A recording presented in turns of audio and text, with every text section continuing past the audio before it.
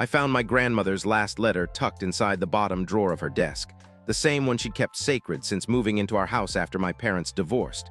It wasn't on a shelf or in an envelope.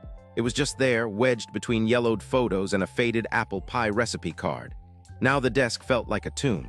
I'd been cleaning after her funeral when I saw it. My hands shook so badly I could barely hold the paper. The letter was wet with tears. I didn't know how long I sat staring until I finally opened it. Her handwriting, looped familiar, was written in a way that made my throat tighten. "My dearest Lily," it began, "I know you'll be angry when you read this, but I have to tell you something before I'm gone."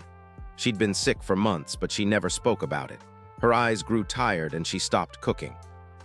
The letter went on. "When I was young, I wanted to be a doctor so I could help people, but then I got pregnant with your mother." I choked back a sob. My grandmother had loved my father, but she'd married my mother. She ran away with her.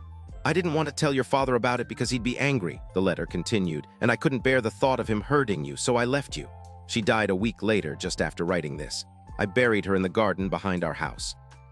Now every time I see apple pie, I smell cinnamon and butter like she did.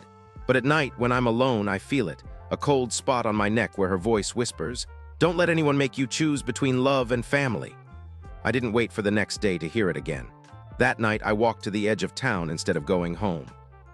The city lights blurred as I kept walking. No one followed me, but I knew what I had to do. I wouldn't let anyone else decide my path anymore.